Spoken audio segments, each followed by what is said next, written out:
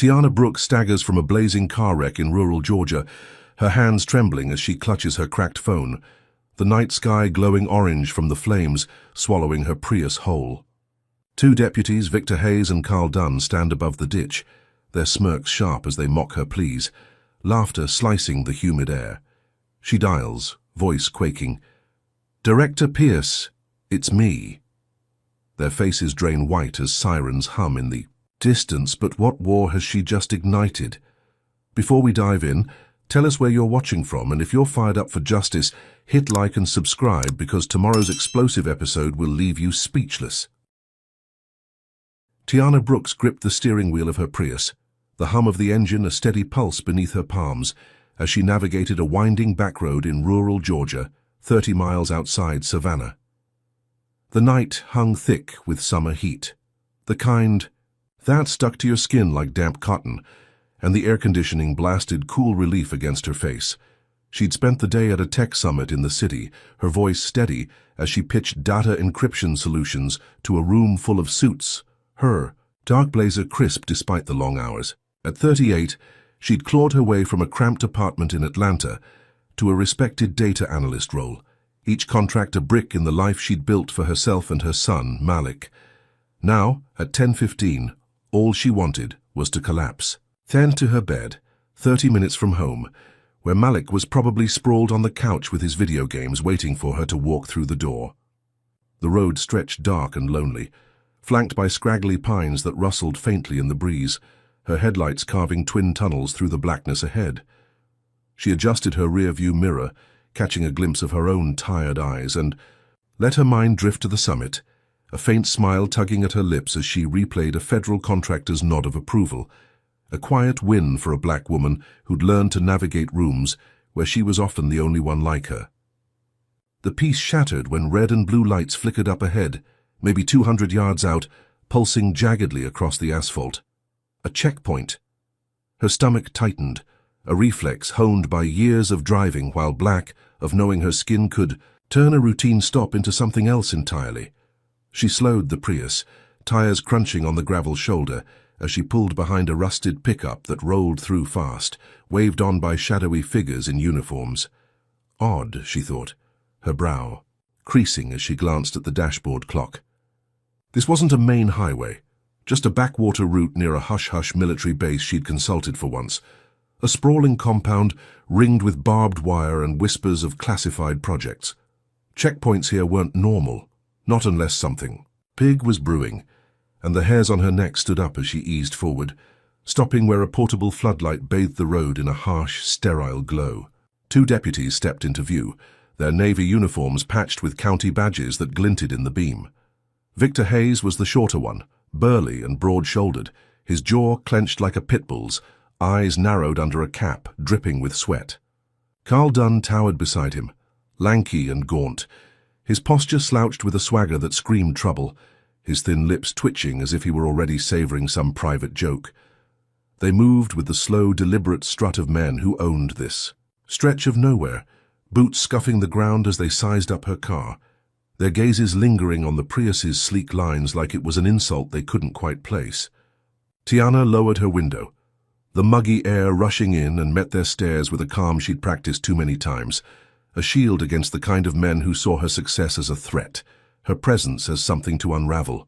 She'd dealt with their type before, small-town lawmen who bristled at a black woman driving anything nicer than a junker, and she knew the drill: keep it steady, keep it polite, don't give them an inch to twist. "ID," Hayes barked, skipping any pretense of courtesy. His voice rough as gravel scraped across steel. He leaned in, peering past her into the Prius's interior, his flashlight beam slashing across the dashboard, the leather seats, the black laptop bag resting on the passenger side. Tiana reached into her purse, a simple canvas tote she'd slung beside her, and pulled out her driver's license, her fingers steady despite the prickle of unease creeping up her spine. She handed it over, the plastic cool against her skin, and tilted her head slightly, keeping her tone even but firm. "Mind telling me what this is about, officer?" She wasn't new to this game. Questions could diffuse the tension or light her fuse depending on their mood, and she watched Hayes's eyes flick from the card to her face, his jaw tightening as if she'd just spat in his coffee. Dunn snatched the license from Hayes's grip, holding it up to the floodlight with exaggerated care, like he was inspecting a forged bill at a gas station. "You in a hurry, ma'am?" he drawled, his lips curling into a smirk that bared many teeth, his voice slow and syrupy with mockery. He tilted his head, studying her name, Tiana Brooks, then let his gaze drift back to her, lingering on her blazer, her car, her very existence. "Just a routine check. Gotta keep these roads clean." He paused, his smirk widening as he tapped the license against his palm. "Nice car, though. Real fancy for out here." Tiana's jaw clenched, a muscle twitching under her skin, but she kept her voice level, refusing to let them see the heat rising in her chest. "It's mine. Bought it last year," she said, nodding toward the license still dangling in his hand. "That's all in order, right?"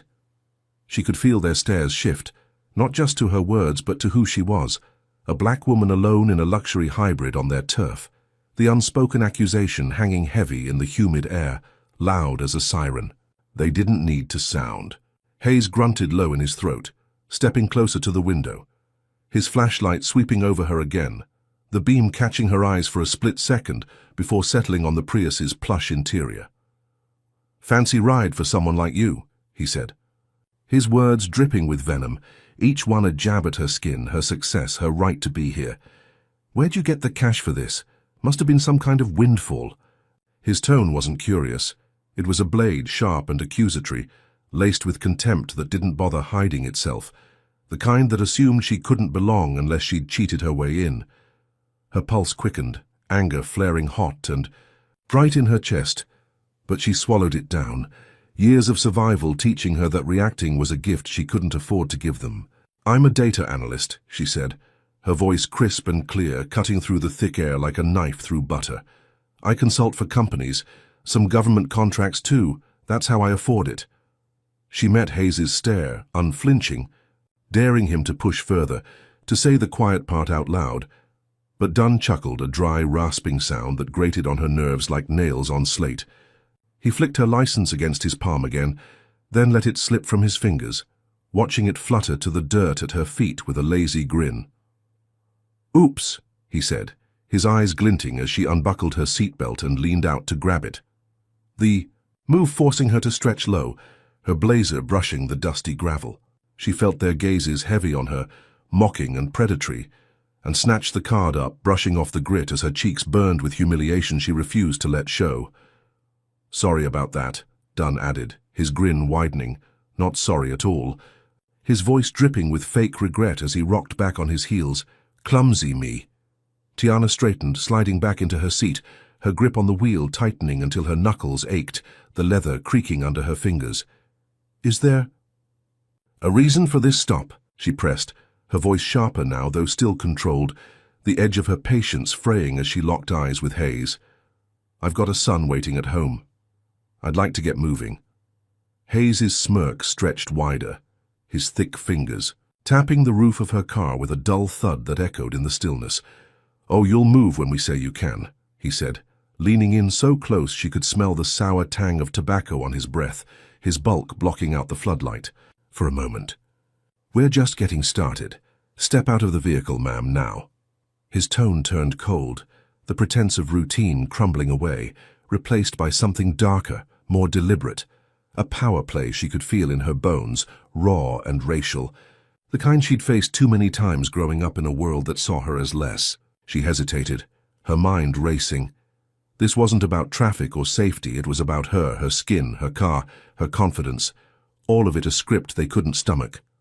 "Why?" she asked, locking eyes with him, her voice steady despite the drumbeat of fear in her chest. "What's the probable cause?" Dunn laughed again, louder this time, slapping his thigh like she'd told the punchline of the year. "Probable cause? Hear that, Victor? She's a lawyer now." He stepped back, gesturing grandly at the empty road, his arms wide like a showman. "We don't need your fancy words out here, sweetheart. Get out, or we'll pull you out." Tiana's heart pounded, a rhythm of fear and fury she couldn't silence, her hands trembling slightly as she gripped the wheel harder. She knew her rights, knew they were overstepping. But she also knew the stories, the headlines, black faces gone from stops like this, families left to mourn. She thought of Malik, waiting alone, and the stakes sharpened into focus. With a slow, deliberate breath, she unlatched her door and stepped onto the asphalt, her flats clicking softly in the silence, the floodlight casting her shadow long and thin, a solitary figure against two men itching for a fight. Hayes circled her, his boots kicking up dust while Dunn leaned against her car, arms crossed, his grin never fading. "Let's see what you're hiding," Hayes said, his voice low and menacing, a hunter sizing up prey. "A ride like this out here doesn't add up." He nodded at Dunn, who cracked his knuckles with a theatric pop, both of them closing in, their intent crackling in the air like static before a storm. She stood tall, shoulders squared, refusing to shrink, her words a shield she hoped would hold. "I've got nothing to hide," she said, her voice firm, but the air thickened with their malice, and she knew this was only the beginning, a spark about to ignite something she couldn't outrun. Hayes smirked, his hand darting to her arm, yanking her forward with a force that made her stumble, while Dunn popped the trunk with a smug flourish, rummaging through it like a vulture picking at carrion. They tossed out her gym bag, a spare tire, a stack of Malik's comic books, and then Dunn froze, his grin stretching wide as he held up a baggie of white pills, the kind that screamed felony. "Well, well," he said, tossing it to Hayes with a lazy flick. "What's this, Miss Analyst, your little side hustle?" Tiana's world tilted, her breath catching in her throat as she stared at the baggie, her voice rising sharp with panic she couldn't hide. "That's not mine. You planted it. I saw you." She pointed at Dunn, her arm trembling, but he just shrugged, crossing his arms with a taunt. "Saw me? Prove it." Hayes weighed the baggie in his hand, his grin a predator's triumph as he stepped toward her, the plastic crinkling in his fist. "Drugs in the trunk, that's a felony, sweetheart. You're not going anywhere but with us." He grabbed her arm, his grip iron tight, and yanked her toward the cruiser parked 20 feet away, its lights flashing red and blue like a trap snapping shut. She stumbled, flats catching on the uneven ground, her mind screaming denials as she twisted against his hold. "It's not mine," she shouted, her voice cracking with desperation. "You set me up. This is a lie." But Dunn just laughed, following behind with a swagger that made her skin crawl, kicking her scattered belongings deeper into the dirt. "Keep talking," he said, his voice a low, mean drawl. "Makes it more fun when we lock you up." The cruiser loomed closer, its back door yawning open, and Tiana's thoughts spun wild. Malik waiting at home, her career, her reputation, all teetering on this moment. They didn't just want to stop her, they wanted to erase her, and as Hayes shoved her inside, slamming the door with a clang that echoed in her skull, she knew the night had just erupted into a war she couldn't escape. Tiana Brooks sat rigid on a mouldy bench in a dank county jail cell, the air heavy with the stench of mildew and rust, her wrists throbbing where the cuffs had bitten into her skin. The concrete walls loomed close, stained with grime and scratched, with faded names, a testament to the forgotten who'd been here before her. Her flat stuck to the sticky floor, the sound of her shallow breaths mingling with the drip of a leaky pipe somewhere in the shadows. The flickering bulb overhead buzzed like a dying fly, casting jagged pools of light across her lap, her blazer wrinkled and smeared with dirt from the checkpoint scuffle. Her mind raced, replaying the night's spiral, the deputies' sneers, as they dragged her from her Prius, the baggie of pills they'd planted with smug grins, the cruiser door slamming shut on her pleas. She thought of Malik, 16 and lanky, probably pacing their modest Savannah home by now, his phone buzzing with unanswered texts, wondering why she hadn't walked through the door with her usual tired smile and a promise of pizza. Her chest tightened, a knot of fear and fury twisting beneath her ribs, but she kept her face still, refusing to let the panic crack through. She'd faced racism before, subtle jabs in boardrooms, sidelong glances at gas stations, but this was a sledgehammer, raw and deliberate, a system rigged to crush her under its weight. Footsteps echoed down the hall, heavy and slow, and Victor Hayes appeared beyond the bars, his burly frame filling the narrow gap, his cap tilted back to reveal eyes glinting with malice. Carl Dunn slouched beside him, lanky and loose-limbed, twirling her cracked phone between his fingers like a trophy he'd won in some twisted game. Hayes leaned against the bars, his thick arms crossed, his smirk a blade twisting in her gut. "Comfortable, Princess," he drawled, his voice rough as gravel kicked across pavement, each word dripping with contempt. "Bet that fancy job of yours don't feel so big now, huh?" He tapped the bars with a knuckle, the dull clang reverberating in the cramped space, a taunt meant to burrow under her skin. Dunn chuckled, a low rasping sound that scraped her nerves raw, stepping closer to peer at her through the iron grid. "Yeah, all them government contracts, all that book smarts," he said, his grin stretching wide, teeth flashing in the dim light. "Ain't gonna get you out of this hole. You're just another number now, sweetheart." He tossed her phone up, catching it with a slap, his eyes locked on hers, daring her to flinch. Tiana's jaw clenched, her nails digging into her palms as she fought the urge to snap back, to tell them exactly what she thought of their petty power trip. She knew their game. They wanted her to break, to give them an excuse to tighten the screws, and she wouldn't hand it over. Instead, she straightened her spine, her voice cutting through the stale air like a shard of glass, sharp and steady despite the tremor threatening to rise. "I get a call," she said, locking eyes with Hayes, her gaze unyielding. "That's my right. You can't keep me here without it." The words hung there, a challenge she hoped might shift the ground beneath them, a lifeline she'd memorized from years of knowing the law could be her only shield in a place like this. Hayes's smirk faltered for a split second, a flicker of irritation crossing his bulldog face, but he recovered fast, snorting as he glanced at Dunn. "Hear that, Carl? She's quoting the rule book," he said, his tone mocking as he shoved off the bars, his boots scuffing the floor. "Thinks she's still in charge." Dunn tilted his head, his grin twisting into something uglier, his fingers tightening around her phone as he stepped closer, close enough she could smell the sweat on him, sour and stale. "You want your call?" he said, his voice low and mean, a snake coiling to strike. "Fine. Let's see who you think's gonna save you." He tossed the phone through the bars, and it clattered to the concrete at her feet, the screen spiderwebbing further from the impact. She scooped it up, her hands steady despite the adrenaline surging through her veins, the cold plastic a tether to the world beyond this cage. She rose, stepping to the bars, her flats clicking softly, and faced them down, her voice a quiet blade.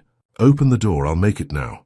Hayes grunted, his eyes narrowing as if weighing whether to push back, but he fished a key from his pocket, unlocking the cell with a slow, deliberate twist, the metal groaning as it swung open. "One call," he said, his tone cold, stepping aside just enough for her to pass. "Make it quick or we'll drag you back in here ourselves." Dunn followed her out, his lanky shadow trailing like a vulture, his grin never fading as they led her to a wall-mounted phone in the hall, its cord tangled and coated with grime. She stood there, the receiver heavy in her hand, the deputies looming behind her, their breaths loud in the silence, expecting her to dial a lawyer or a friend, someone they could dismiss with a laugh. Her mind raced, flipping through options, until it landed on a name she hadn't spoken in years, Elias Pierce, the FBI director who'd mentored her a decade ago when she was just a data cruncher with big dreams. He'd seen her potential, guided her through the maze of federal contracts, and now at the top of the bureau, he was her ace in the hole. She dialed his personal number, digits etched into her memory from late-night strategy sessions long past, her fingers trembling slightly as the line rang once, twice, her breath hitching as she prayed he'd pick up. Pierce, his voice, came through deep and gravelly, tinged with the late-hour fatigue of a man who never stopped working. "Who's this?" Tiana glanced at Hayes and Dunn, their smirks still plastered on, and lowered her voice, a whisper laced with urgency. "Director Pierce, it's Tiana Brooks. I'm in trouble. 2 deputies stopped me at a checkpoint near the military base in rural Georgia, planted pills, arrested me. I'm in a cell at the county jail now, and they're lying. I need help."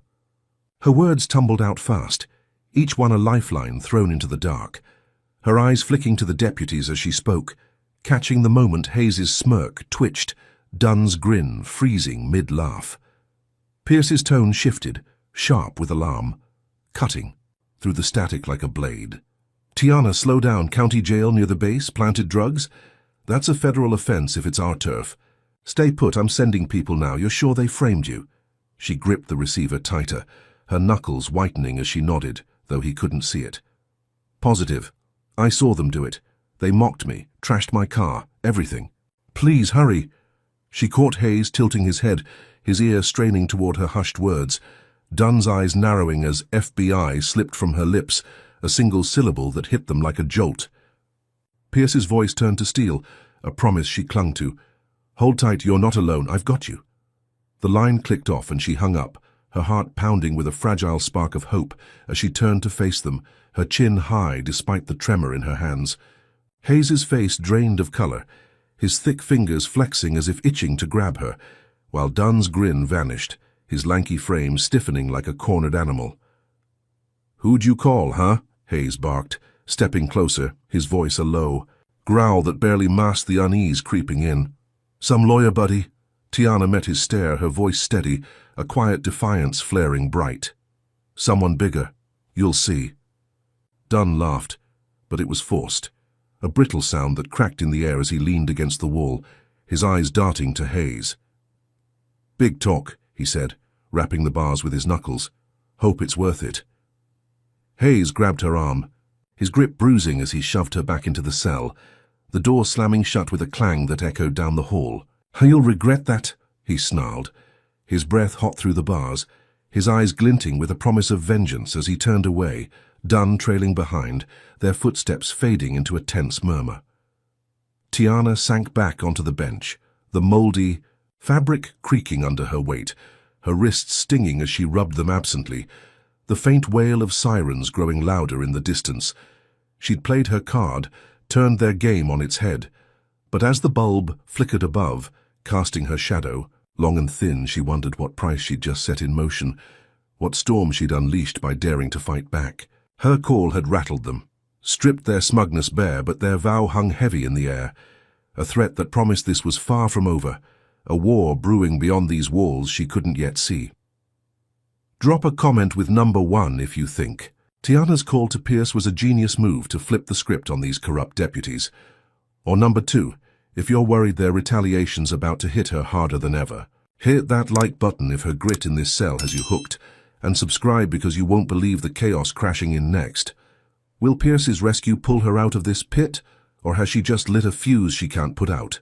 Stick around to find out what these deputies do when their power slips through their fingers. Tiana Brooks slumped against the damp concrete wall of her cell, the mouldy bench creaking beneath her as the distant wail of sirens grew into a sharp, insistent howl outside the rural Georgia County Jail. Her wrists ached, red rings blooming, where the cuffs had cut into her skin, and her blazer hung loose, smeared with dirt from the checkpoint brawl. The flickering bulb overhead buzzed louder, a nagging drone that matched the pulse pounding in her ears. Her cracked phone clutched, tight in her lap like a lifeline. She'd called Elias Pierce, the FBI director, her old mentor, and his promise of help echoed in her mind, a fragile thread keeping her from unraveling. The deputy's threat, "You'll regret that," lingered heavy in the stale air. Their footsteps long faded down the hall, but she could still feel their smirks, their malice seeping through the bars like a toxin. Her thoughts spun to Malik, her 16-year-old son alone at home, probably staring at the clock as 11:30 ticked past, his texts piling up unanswered. She pictured his lanky frame hunched over the couch, controller in hand, waiting for her to breeze in with a tired laugh, and the knot in her chest tightened, fear and fury warring beneath her ribs. The cell door's groan snapped her back, the metal screeching as it swung wide, and a woman strode in, her presence slicing through the gloom like a blade. Agent Lena Carver, mid-30s and wiry, wore a black suit that hugged her frame, her FBI badge gleaming on her belt, her dark eyes sharp with purpose. Her boots thudded on the sticky floor, flanked by 2 agents in tactical gear, their rifles slung low, radios crackling with static. "Tiana Brooks?" Carver asked, her voice clipped but steady, a lifeline thrown into the dark. Tiana nodded, rising on shaky legs, her flat scuffing the concrete as she stepped forward, relief flooding her like cool water on a burn. "That's me," she said, her throat tight, the weight of the night pressing down even as hope flickered. Carver swung the bars wider, gesturing to the hall. "Director Pierce sent us. You're free to go." Her eyes swept the cell, landing on Tiana's raw wrists, and a flicker of anger crossed her face before she turned, barking orders to the agents trailing her. Tiana followed, her steps uneven, the dank air giving way to the cooler bite of the jail's main room, where Victor Hayes and Carl Dunn stood near the desk, their smug grins gone, replaced by flushed faces and darting eyes. Hayes's burly frame tensed, his thick hands balling into fists, while Dunn's lanky posture shrank, his fingers twitching as if itching for a fight he couldn't win. Carver marched straight for them, holding up the baggie of white pills Hayes had tucked away, the plastic crinkling in her grip. "This yours?" she asked, her tone slicing through the silence, her eyes locked on Hayes like a hawk on prey. "Found it in her trunk, right? Funny thing, we ran it on the way here. Prints match you, Dunn, not her." She tossed it onto the desk with a soft thud, the sound loud in the sudden stillness, and Dunn stammered, his voice cracking as he stepped back. "That's hers. We found it clean. She's lying," he insisted, his grin a ghost of itself, sweat beading on his gaunt forehead. Hayes nodded frantically, his bulldog jaw clenching as he crossed his arms, his bulk filling the cramped space. "Fair, routine stop, she got mouthy, we checked her out, that's all," he said, his words tripping over each other, a flimsy shield against the storm crashing in. Carver's lips curled into a thin, icy smile, her gaze boring into them like a drill. "Routine, huh? Planting evidence is a federal crime, especially this close to our base. You're on notice." She turned to the desk sergeant, a wiry man with a pinched face who hovered near the counter, his badge reading Tully. His eyes wide as he swallowed hard. "Keys to her car," she snapped, holding out her hand, "and her phone now." Tully fumbled in a drawer, producing Tiana's Prius keys, the silver glinting faintly, and handed over her cracked phone, its screen glowing despite the spiderweb fractures. Carver passed them to Tiana, who clutched them tight, her fingers trembling. With a rush of shaky triumph, the weight of captivity lifting like a fog burning off at dawn. "You're clear," Carver said, her voice softening slightly as she nodded to the agents, who ushered Tiana toward the exit, their boots thudding in unison. "We'll get your stuff from the road, let's move." Tiana followed, the night air hitting her like a wave as she stepped outside, warm and thick but freer than the cell's stifling grip, the stars peeking through a haze above. The jail's sodium lights buzzed behind her, casting long shadows. Across the gravel lot where black SUVs idled, their engines a low growl promising safety. Carver paused beside her, scanning the perimeter, her jaw tight. "Pierce is furious," she said, almost to herself. "This isn't just local nonsense, it's too close to our turf." She met Tiana's eyes, a spark of respect flickering there. "You did good calling him." Tiana managed a weak smile, her voice steadying as she rubbed her wrists. "I had to. They wouldn't stop." She glanced back at the jail where Hayes and Dunn watched through the window, their faces shadowed but tense, and turned away, climbing into her Prius as an agent retrieved it from the checkpoint site, its trunk still open, papers fluttering in the breeze. She drove home, the road blurring past, her chest swelling with vindication, the deputy's panic replaying in her mind like a victory reel. 30 minutes later, she pulled into her driveway, a modest, single-story house nestled in a quiet savannah suburb, the porch light glowing soft against the night. Malik rushed out, his lanky frame bounding down the steps, eyes wide with worry, his voice cracking as he threw his arms around her. "Mom, where were you? I called, but it kept going to voicemail." Tiana hugged him tight, the cracked phone a silent explanation in her pocket, her breath hitching as she kissed his forehead. "I'm okay, baby. Just a long night. Let's get inside." They settled on the couch, Malik curling up beside her, and she exhaled, the tension unwinding slowly, her body sinking into the cushions as the clock ticked past midnight. She'd call Pierce tomorrow, thank him properly, maybe even laugh about it someday. The deputies' smug faces crumbling under the FBI's glare. The nightmare was over, she told herself, her eyes drifting shut, the weight of the cell fading into a distant hum.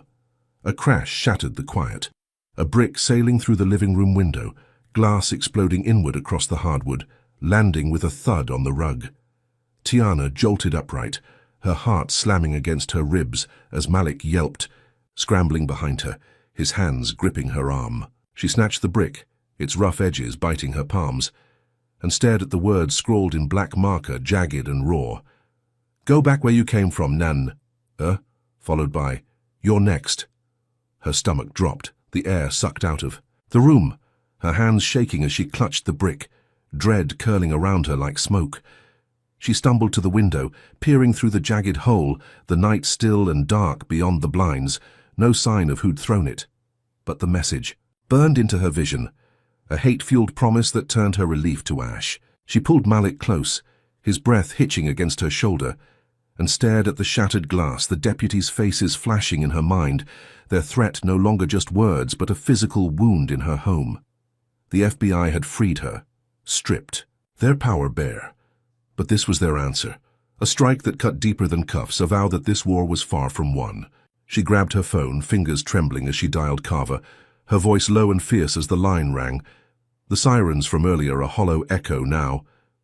"Lena, they're not done," she said, when the agent picked up, her words tumbling out fast. "A brick, a slur, a threat, they just hit my house." Carver's voice hardened, a storm brewing on the other end. "Stay put, I'm on it, lock the doors." The call ended, and Tiana bolted the front door, her hands shaking as she shoved a chair against it, Malik watching with wide, terrified eyes.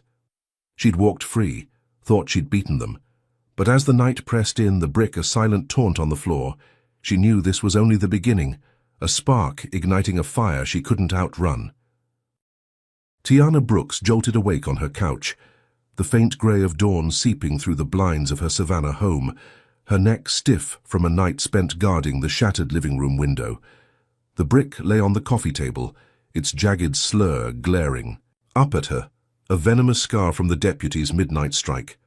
Her cracked phone buzzed beside it, Agent Carver's late-night promise of patrols, a thin comfort against the dread pooling in her gut. Malik slept upstairs, his door cracked open, his soft snores a fragile tether to normalcy after the chaos of the checkpoint, the jail, the rescue. She rubbed her eyes, the raw ache in her wrists a reminder of the cuffs, the deputy's laughter still echoing in her skull, Victor Hayes and Carl Dunn's faces branded into her memory. The Prius sat in the driveway, its trunk still littered with scattered papers, a silent witness to their brutality. She'd thought the FBI's arrival had ended it, stripped their power bare, but that brick, that threat, "You're next," told her they weren't done, their hatred a beast that wouldn't rest. A sharp knock rattled the front door.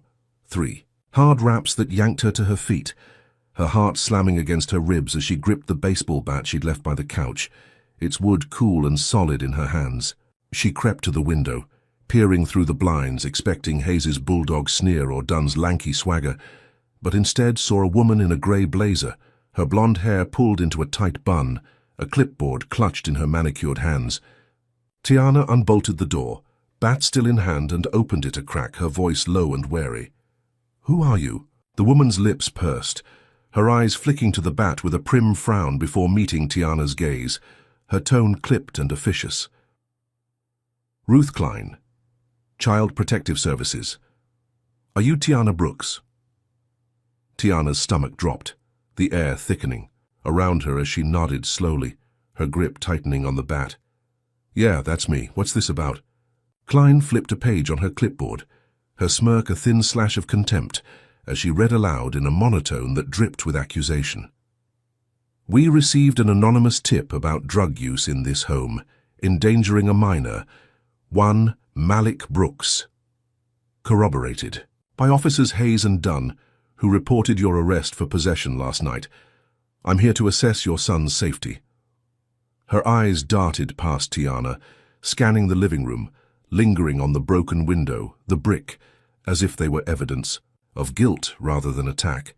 Tiana's blood boiled, her voice rising sharp and incredulous, cutting through the quiet morning like a blade. "That's a lie. They planted those drugs, framed me, trashed my car. The FBI cleared me. It's all a setup." She stepped forward, blocking Klein's view of the stairs, her body a wall between this woman and Malik, her mind racing as the Pieces snapped into place, Hayes and Dunn's revenge striking deeper than she'd feared. Klein's smirk widened, her pen tapping the clipboard with a rhythm that grated on Tiana's nerves, her tone icy and unyielding. Her rested, clear doesn't matter. We've got credible reports and I've got authority to take your son if I see fit. Step aside or I'll call for backup. Her hand hovered near her pocket, a threat veiled as procedure, and Tiana's chest heaved, fury surging hot and bright as she pictured Malik's lanky frame dragged from his bed, his trust in her shattered by their lies.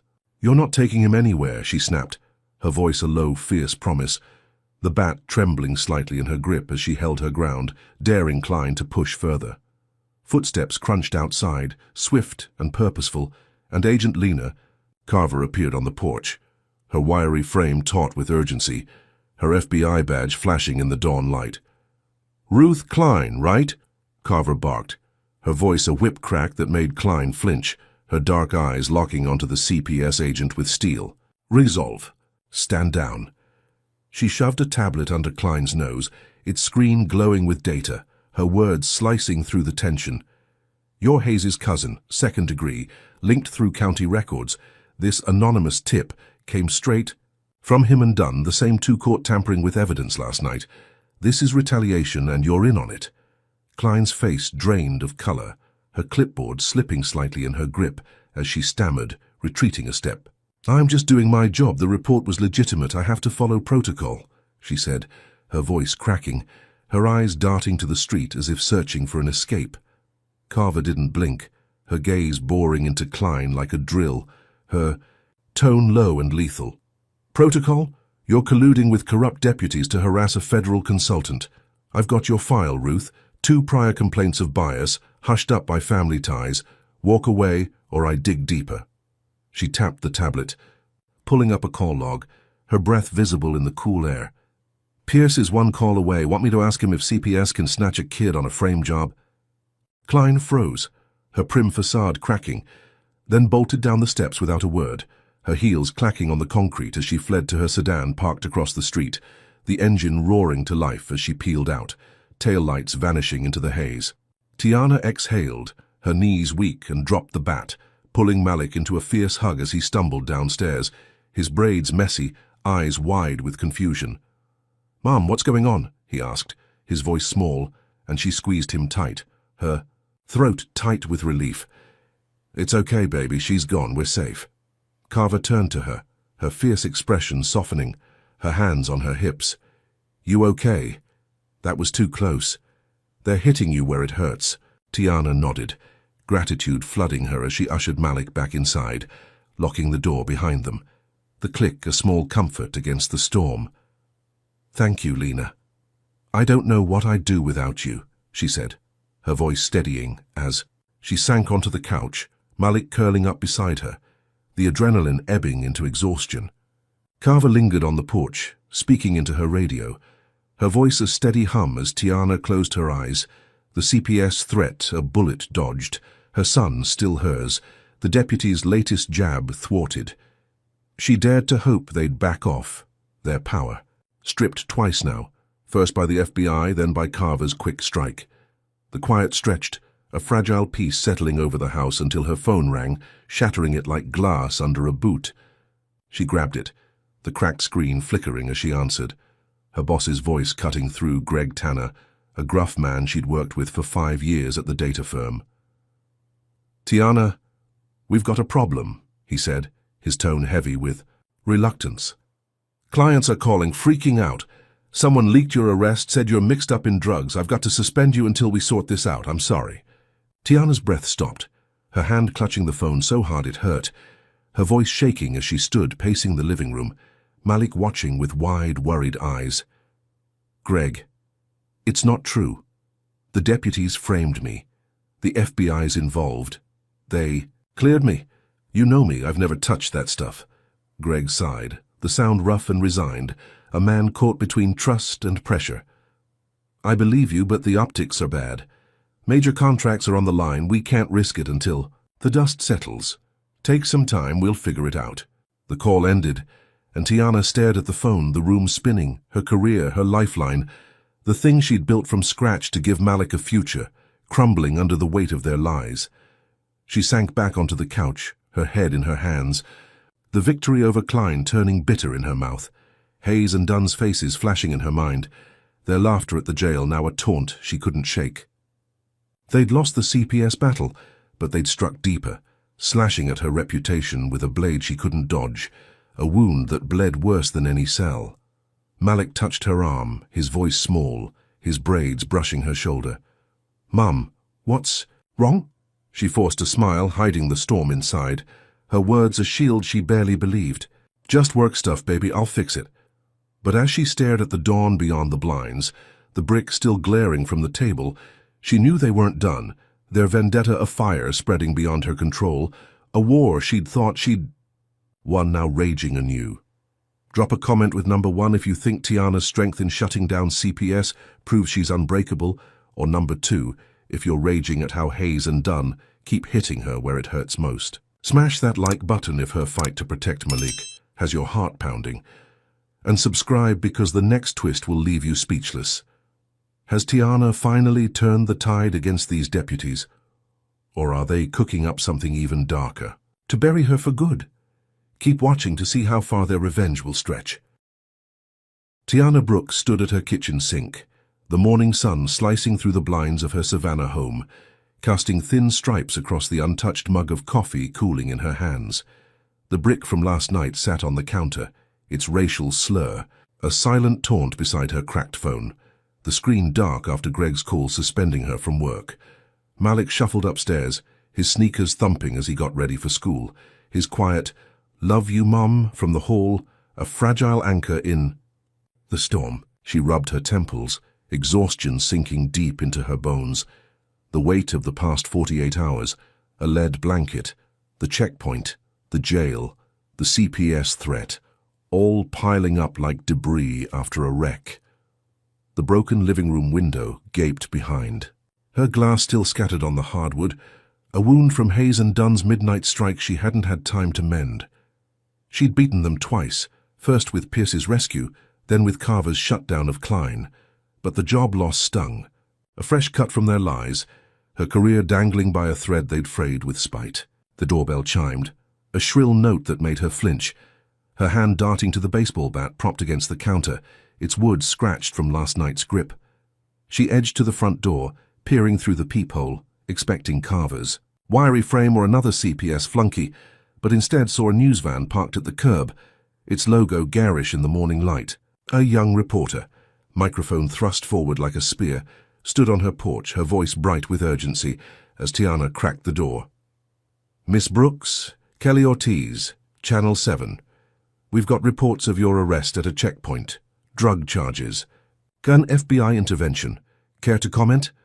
A cameraman loomed behind her, lens trained on Tiana's face, capturing the shock flickering across her features as her stomach plummeted, the air sucked out of the room. "How did you—" she started, then stopped, her mind racing. Pierce and Carver the only ones beyond her family who knew. No one else she'd told. "No comment," she said, her voice tight, and shut the door, leaning against it as her pulse hammered, the reporter's knocks fading into a dull thud. She grabbed her phone, scrolling fast, and froze. Her name blazed across a headline on the local news site. "Drug bust gone wrong. Data analyst arrested. Freed by FBI." Her mugshot staring back, eyes wide with defiance, time-stamped from the jail.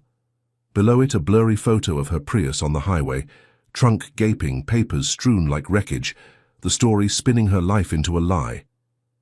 Malik bounded downstairs, backpack slung over one shoulder, and stopped short, his lanky frame tensing as he caught her expression, his voice small. "Mum, what's wrong?" She forced a smile, hiding the screen, her words a shield she barely held up. "Nothing, baby, just some work stuff. Go catch the bus." He hesitated, his braids swinging as he nodded, then slipped out the back door. The school bus rumbling away as Tiana's phone buzzed with texts, neighbors asking if she was okay. Malik's friend's mom saying kids were whispering at school. A crash shattered the quiet, a rock smashing through the kitchen window, glass exploding across the tile, landing with a thud near the sink, black marker scrawling "Leave N ear" in jagged strokes. Tiana's knees buckled, her hands shaking. As she dialed Carver, her voice trembling but fierce as the line rang. "Lena, it's everywhere, news, my mugshot, a rock through my window. They're ruining me." Carver's tone was grim, fury seeping through. "Hayes and Dunn leaked it. We're tracking the source, it's viral. Stay inside, I'm calling Pierce." Hours later, Tiana watched on her laptop as Elias Pierce stood before a podium in Atlanta, his broad frame commanding the screen, FBI SEAL stark behind him, his voice booming through the grainy feed. "Tiana Brooks is a valued consultant falsely, accused by corrupt local deputies. We have evidence of tampering and harassment. She's innocent and we're pursuing charges. Reporters fired questions, but he shut them down. His authority absolute. The broadcast cutting to a statement from Greg, suspension lifted, full support reinstated." Tiana exhaled, a weight lifting, her chest swelling with vindication as she texted Malik, "We're okay now," sinking into the couch, daring to hope the storm had passed. The relief curdled as her phone lit up with notifications, a flood drowning her calm, a video hitting social media, racking up thousands of views. In minutes, doctored dashcam footage from Hayes' cruiser, time-stamped from the checkpoint night.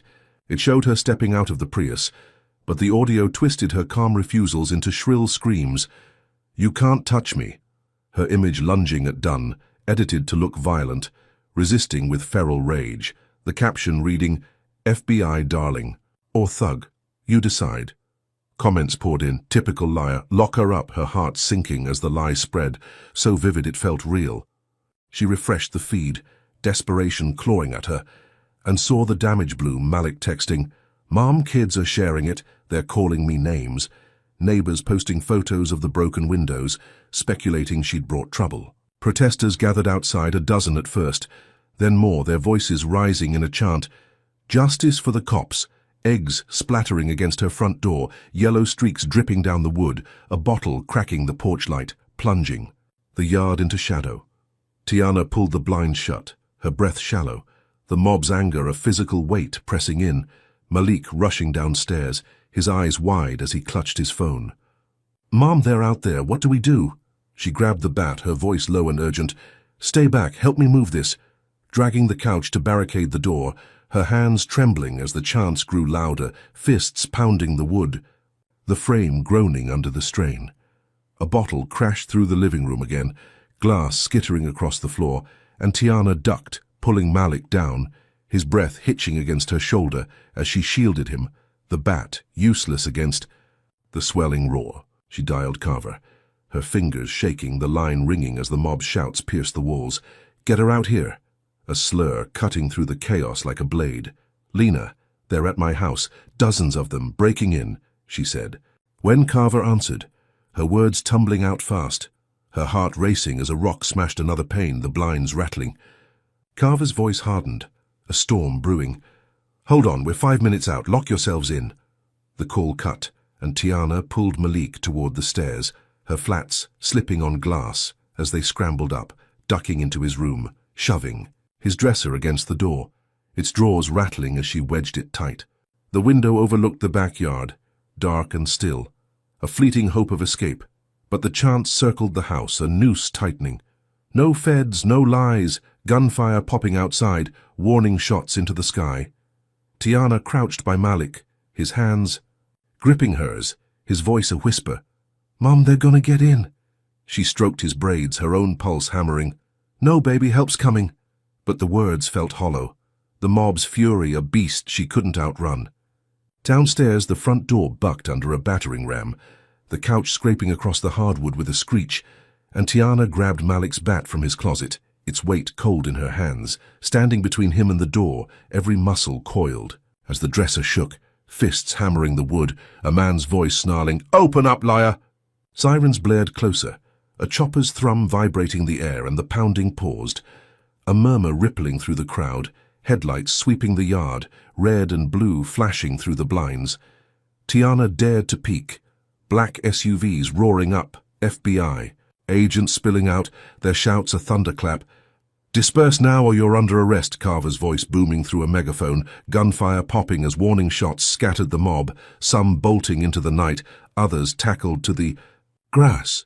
The siege collapsed, agents storming the house, their boots crunching glass as Carver kicked in the front door, now hanging off its hinges, and raced upstairs, shoving the dresser aside with a grunt. "Tiana," she called, her face grim but steady as Tiana unlocked the door, pulling Malik into her arms, his breath ragged against her chest. "You're safe," Carver said, holstering her weapon, wiping sweat from her brow. "We've got 10 in custody, linked to Dunn's online posts. This was orchestrated." Tiana nodded, her throat tight, hugging Malik closer, relief flooding her as the chaos faded, the nightmare thinning into a hum. She thought it was over, Pierce's press conference a shield, the mob's retreat a win, until a shadow flickered downstairs, swift and silent, a Molotov cocktail sailing through the broken window, flames licking up the curtains with a roar, the rug igniting in a blaze that swallowed the room. Tiana screamed, shoving Malik behind her, grabbing a blanket to smother the fire, her lungs burning with smoke, as Carver shouted into her radio, "Arson! Now! Get units in!" The flames crackled, a wall of heat driving them back, and Tiana stumbled, Malik coughing beside her, the victory over the mob turning to ash as the house burned, Hayes and Dunn's laughter echoing in her mind, their hatred a fire she couldn't quench. Tiana Brooks stood in her smoke-choked living room, the acrid sting of burnt curtains clogging her throat, as she smothered the last flickers of flame with a soaked blanket, her hands trembling from the Molotov cocktail's blaze. The hardwood glistened wet and blackened, glass shards glinting under the dawn light, seeping through the shattered windows of her Savannah home. Malik coughed beside her, his lanky frame hunched, his braids brushing her arm as he gripped her shoulder, his voice ragged. "Mum, it's gone, they burned it." Agent Lena Carver paced near the splintered front door, her wiry silhouette barking orders into her radio, her badge glinting as agents swarmed the wreckage, their boots crunching. "Debris. Arson unit now, perimeter's compromised," she snapped, her voice taut with fury, her dark eyes flicking to Tiana, softening briefly. "You're okay, we've got this." Tiana nodded, her chest heaving, the bat still clutched in her hand, its wood warm from her grip. The mob's retreat a hollow win as the fire's heat lingered on her skin. She'd beaten them again, Pierce's press conference scattering their lies, Carver's team breaking their siege, but the deputy's hatred burned brighter than the flames, Victor Hayes and Carl Dunn's shadows stretching long beyond the jail. She pulled Malik close, his breath steadying against her, and dared to believe the worst had passed, the house scarred but standing, her son safe in her arms. A shadow moved swift in the haze, Hayes bursting from the kitchen, his burly frame unbowed, a pistol gleaming in his thick hand, sweat streaking his bulldog face. "You called the feds, now pay," he snarled, lunging for Malik, his grip iron tight as he yanked the boy from Tiana's grasp, shoving him toward the back door with a force that made her stumble. Tiana screamed, a raw, guttural sound tearing from her throat, her bat swinging wild as she charged. But Hayes fired a shot into the ceiling, plaster raining down, the crack stopping her cold. "Back off," he roared, dragging Malik outside, his boots scuffing the wet grass as he hauled him to a rusted pickup parked in the alley, its engine growling to life.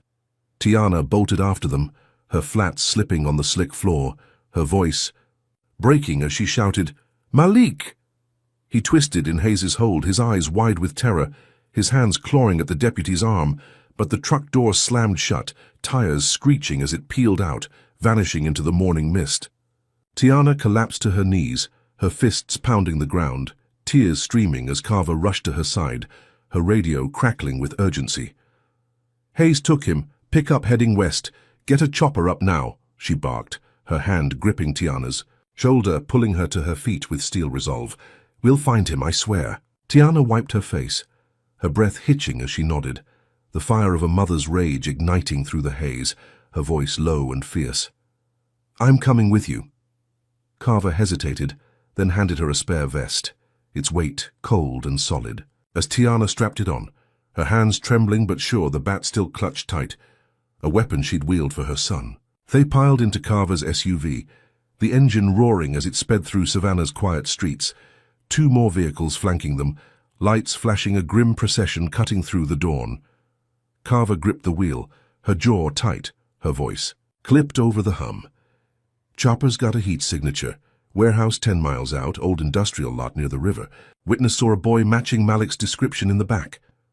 Tiana's stomach twisted, her fingers digging into the bat's grip, every second a lifetime as the city blurred past, her mind screaming questions she couldn't voice. Why Malik? Why now? What would Hayes do to break her further? The warehouse loomed ahead, a crumbling shell of brick and rusted steel, its windows dark, Hayes's truck parked crooked by the loading dock, headlights off. Carver signaled her team, a silent arc forming around the building, rifles glinting. In the faint light as she pulled Tiana close, her whisper sharp. "Stay behind me, we go in fast." Tiana nodded, her breath shallow, the bat a cold comfort as they crept forward, the morning alive with the chirp of crickets and the thud of her pulse. Carver kicked the side door wide, splinters flying, and shouted, "FBI, hands up!" Light, flooding the space from tactical flashlights, revealing dust-caked crates and tangled chains swaying in the gloom. Malik sat bound in the corner, duct tape gagging his mouth, his eyes wide with terror, his lanky frame slumped against a rusted pipe. Hayes stood over him, his pistol steady, sweat gleaming on his brow, his voice cracking with desperation as he swung the barrel toward Carver. "Back off! She's mine now!" he roared, his thick frame trembling, a cornered beast ready to snap. Tiana lunged, bat raised high, her scream a war cry as she swung for his head. But Carver yanked her back, her grip iron tight, hissing, "Not yet." Agents flanked the room, their beams pinning Hayes in a web of light, rifles trained as Carver called out, her tone ice-cold. "Drop it, Hayes, you're surrounded, this ends here." His eyes darted wild and unhinged, then he snarled, firing a shot that punched through a crate, wood splintering inches from Carver's shoulder, the warehouse erupting in chaos. Agents returned fire, bullets ripping through the air as Tiana broke free, charging with the bat. Her rage a tidal wave as she swung, the wood cracking against Hayes's knee with a sickening thud that buckled him. He yelped, the pistol slipping from his grip, clattering to the concrete, and Carver tackled him, cuffing his wrists as he thrashed, blood seeping from his leg, his snarls fading into a groan. Tiana dropped the bat, rushing to Malik, her fingers tearing the tape from his mouth and wrists, his sobs breaking free as he clung to her, tears soaking her shirt. "Mom, I was so scared," he gasped, his voice small, his hands trembling against her back, and she rocked him gently, her own tears streaming, relief crashing over her like a wave. "I've got you, baby," she whispered, her breath hitching as she held him tight, the warehouse's chaos fading into a distant hum, agents securing the scene, their radios buzzing with updates. Carver approached, her face softening, wiping sweat from her brow as she holstered her weapon. "He's okay, no injuries, we'll get him checked out," she said, her voice steady as she glanced at Hayes, now slumped against a crate, his smugness gone, replaced by a grimace of defeat. Tiana stood, Malik leaning on her, her flat scuffing the dusty floor as they stumbled outside. The morning air cool against their flushed skin, Hayes glaring from the ground, his eyes burning with hate even in cuffs. She met his stare, her chin high. A mother who'd fought and won, her heart swelling with triumph as they climbed into an SUV, the warehouse shrinking in the rear view, the nightmare buried in its shadows. Carver drove, her hands steady on the wheel, the silence thick until a radio crackled beside her, Dunn's voice cutting through the static, low and chilling, a vow that froze Tiana's blood. "This ain't over," he hissed, the line cutting, dead, his words a dagger in the quiet, a promise that turned her victory bitter. She pulled Malik closer, his head resting on her shoulder, and stared out the window, the Savannah skyline blurring past, the deputy's reach stretching beyond. Hayes's defeat, a storm brewing she couldn't see. She'd saved her son, cracked Hayes's knee, thought the FBI's grip had ended it, but as the radio's echo lingered, she knew they'd strike again, harder, their hatred a beast that wouldn't die. Drop a comment with number 1 if you're cheering Tiana's fierce swing to save Malik from Hayes's grip, or number 2 if you think Dunn's creepy promise means she's in deeper danger than ever. Slam that like button if her mama bear rescue has you on edge, and subscribe because the next chapter's going to hit like a freight train. Has Tiana finally crushed these deputies' vendetta, or is Dunn lurking in the shadows with a blow she won't see coming? Stay tuned to find out what's brewing in this relentless fight. Tiana Brooks slumped in the back of an FBI SUV, the engine's low rumble vibrating through her as it rolled away from the warehouse, her arms wrapped tight around Malik, his lanky frame trembling against her after Hayes' abduction. The morning sun bled through the tinted windows, casting faint streaks across her cracked phone clutched in her lap. Dunn's chilling radio vow, "This ain't over," still ringing in her ears like a ghost she couldn't shake. Agent Lena Carver rode shotgun, her wiry silhouette tense, her radio crackling with updates as she glanced back, her voice clipped. "We're taking you to a safe house 10 miles out, rural spot near the river. Hayes is cuffed, but Dunn's loose and we're not risking it." Tiana nodded, her chest tight, her flat scuffing the floor mat as she pulled Malik closer, his braids brushing her cheek, his breath shallow but steady. "Wherever keeps him safe," she said, her tone firm despite the tremor in her hands, the bat resting beside her, its wood scratched from cracking Hayes' knee. The convoy wound through Savannah's outskirts, the city giving way to dense pines and rutted roads, the safe house emerging as a squat brick building, its windows dark, flanked by overgrown scrub. Agents in black fatigues fanned out, rifles slung across their chests, their movements sharp as Carver led Tiana and Malik inside, the air cool and thick with the scent of dust and old wood. The interior was sparse, a cot in one corner, a small table with a flickering lamp, a single door to a back room, and Tiana settled Malik on the cot, tucking a blanket around him, his eyes heavy with exhaustion. "Rest, baby," she whispered, kissing his forehead, her heart aching as he nodded, curling up under the coarse fabric. Carver stood by the window, peering through the blinds, her badge glinting as she turned, her voice low. "Pierce got word from the jail Hayes is singing, says Sheriff Amos Reed, his uncle. Runs a militia tied to this mess. We're digging, but you're secure here." Tiana exhaled, her shoulders sagging, hope flickering as she sank into a chair, the bat propped against her leg. The warehouse rescue a fragile wind she clung to. Days blurred into a tense rhythm, the safe house a cocoon of quiet dread. Malik sketching comics on scraps of paper, Tiana pacing the creaky floor, Carver's updates a lifeline. Raids hitting Reed's crew, they're crumbling. She dared to believe it, the deputy's grip slipping, Hayes locked up, Dunn's threat just noise. On the third evening, as dusk settled thick over the pines, headlights flared outside, a convoy of pickups and ATVs roaring up the dirt road, their engines, a guttural snarl that shook the walls. Tiana jolted upright, her pulse racing as Malik scrambled to her side, his voice a whisper. "Mom, what's that?" Carver ducked to the window, her pistol drawn, her face hardening as she peered out, her words sharp. "Militia. Reed's men. Surrounding us, 20 strong." A megaphone crackled, Sheriff Amos Reed's gravelly voice booming through the night, his tone thick with venom. "Tiana Brooks, you've brought tyranny to our county. Surrender or we take what's ours." Shots rang out, warning blasts splitting the sky, and Tiana ducked, pulling Malik behind the cot, her hands trembling as bullets punched through the brick, dust raining down, the bat useless against rifles. Carver crouched beside her, peering. Through the blinds, her voice taut. "They're armed heavy, closing in." She shouted into her radio, "FBI, stand down or face consequences." But her words drowned in a hail of gunfire, the militia advancing, their slurs slicing through the chaos. "Get that Fed puppet out here." Glass shattered, a bottle crashing through the back window, flames licking up the wall as a Molotov cocktail ignited, the heat searing Tiana's skin as she grabbed a coat, smothering the blaze, her lungs burning with smoke. Malik's coughs, piercing her ears. The front door bucked under a battering ram, wood splintering with a groan, and Carver fired through the gap, a bearded man howling as he fell back, blood pooling on the porch. Tiana swung the bat at another who breached the window, his grizzled face twisting in rage, the wood cracking against his jaw with a sick thud, sending him sprawling. But more surged in, boots stomping the floor, rifles glinting in the flickering light. Malik screamed, "Mom!"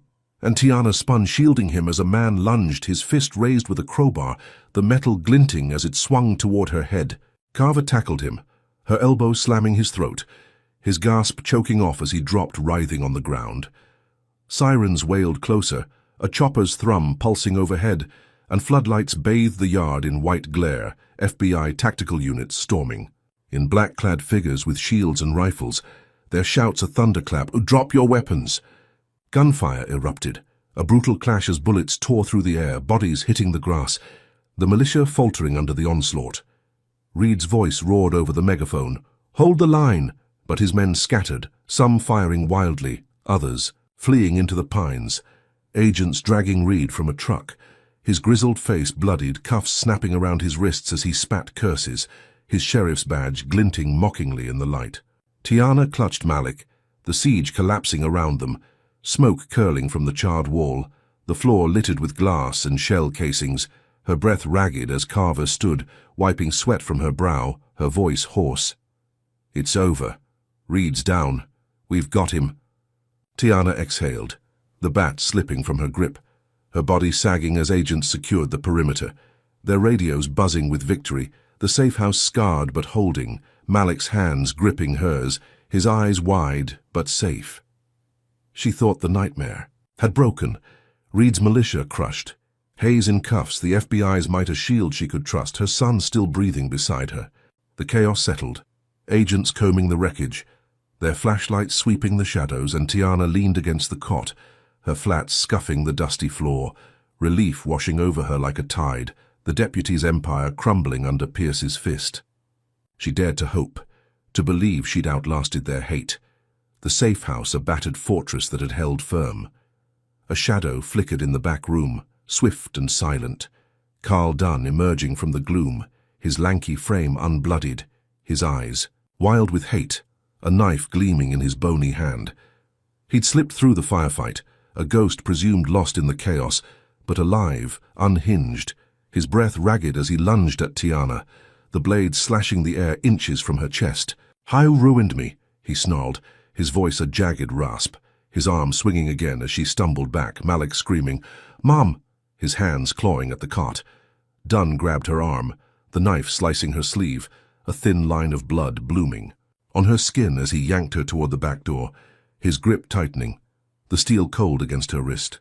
"We're everywhere," he hissed, his breath hot on her ear, kicking the door open, the night swallowing them as he hauled her into the yard, the pines looming dark and thick. Tiana clawed at his hand, her nails drawing blood, but he twisted harder, the knife pricking her side, a sharp sting that made her gasp, her flats slipping on the damp grass as he dragged her deeper into the shadows.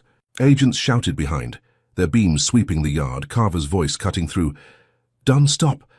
Her pistol raised, but he used Tiana as a shield, his arm locking around her neck, his snarl a promise of worse to come.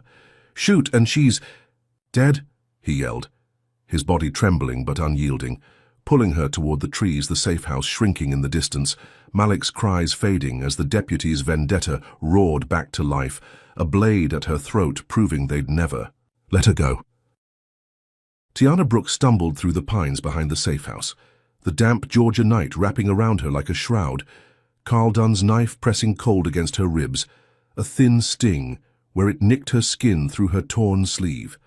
His lanky arm locked tight around her chest, his breath hot and sour with rage as he dragged her backward, her flats scraping the muddy earth, the safe house's flickering lights fading into the trees. "You thought you'd win," he snarled, his voice a jagged rasp, his grip tightening as she clawed at his wrist, her nails drawing blood, the wet grass slick under her feet. FBI agents shouted behind, their beams slashing through the dark. Agent Lena Carver's voice cutting sharp. "Dunn, let her go," her pistol steady, red sniper dots dancing across his shoulder from rooftops nearby. Tiana's heart pounded, her mind racing, Malik's screams echoing from the safe house, her son safe but out of reach, Dunn's blade a heartbeat from ending her fight. She caught Carver's gaze, a silent plea, and saw the agent's jaw clench, her finger twitching on the trigger. "You're done," Carver called, her tone ice cold. "No way out." Dunn laughed, a wild, unhinged bark, and yanked Tiana tighter, the knife shifting, its pressure easing for a split second as he turned to spit at the agents. "I'll take her with me." She seized the moment, adrenaline surging like a flood, driving her elbow back into his ribs, the crack of bone sharp in the night, his grunt a choked gasp as his hold loosened. She twisted, her knee slamming into his thigh, and he staggered, the knife clattering to the roots below, his lanky frame buckling as she broke free, stumbling toward Carver, her breath ragged. Carver fired, a single clean shot ringing out, the bullet ripping through Dunn's arm, blood blooming dark as he collapsed, writhing in the mud, cursing her name. Agents swarmed, cuffing him tight, his snarls fading as they hauled him off. And Carver steadied Tiana, her hands firm on her shoulders, her voice urgent. "You hurt?" Tiana shook her head, her hand flying to her ribs, feeling the shallow. Cut, warm and sticky, her voice hoarse. "Malik, where's Malik?" Carver nodded toward the safe house. "Inside safe, come on." They raced back, Tiana's flats pounding the grass, bursting through the back door to find Malik huddled by the cot, his eyes wide, rushing into her arms, his braids brushing her cheek as he sobbed, "I thought he'd kill you." She held him tight, tears streaming, relief crashing over her. "I'm here, baby. I've got you." The chaos thinning as agents secured the perimeter, Dunn's knife glinting in the Tui yard, a relic of his defeat. Hours later, Tiana sat in a new FBI SUV, the engine humming as it sped along a back road, Malik beside her, his head resting on her shoulder, the safe house a smoldering memory in the rear view. Carver rode shotgun, her wiry frame tense, her radio crackling as she briefed them, her voice clipped. "New spot 30 miles out off-grid near a lake, Pierce's elite units guarding it. Dunn's down, critical but alive. Reed's confession cracked open a hate syndicate, national reach, they've got your name. We're locking you down." Tiana's hand rested on Malik's knee, her fingers trembling despite the calm she forced. The cut on her ribs throbbing beneath a hasty bandage, her flats caked with mud. "How big?" she asked, her throat dry, dread pooling as Carver met her eyes in the mirror, her expression grim. "Coast to coast, racist network. Reed's just a cog. They're reeling from raids, but they're not done." The convoy rolled.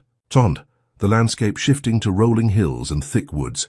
The new safe house emerging, a low concrete bunker with steel shutters, its edges softened by tangled vines. Agents in black fatigues patrolling with rifles, their faces stern under the dusk light. Carver led them inside, the interior stark, cots lined against one wall. A kitchenette with a humming fridge, monitors flickering with security feeds. "Tate's best," she said, gesturing to the guards. "You're untouchable here." Tiana settled Malik on a cot, tucking a blanket around him, his sketchbook clutched tight as he drifted off, her heart aching as she watched him breathe. Safe for now. She joined Carver by the screens, the feeds showing the perimeter. Wood stretching dark and silent, her flats scuffing the concrete as she sank into a chair, hope budding like a fragile shoot, Pierce's promise of raids a shield she dared to trust.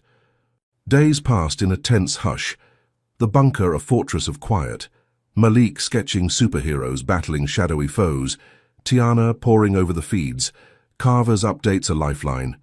Syndicate hubs hit hard, leaders nabbed in 5 states, they're fracturing. On the 4th day, Elias Pierce called, his deep voice crackling through a secure line. "Tiana, we're dismantling them. Your name's clearing. Stay put. We've got this."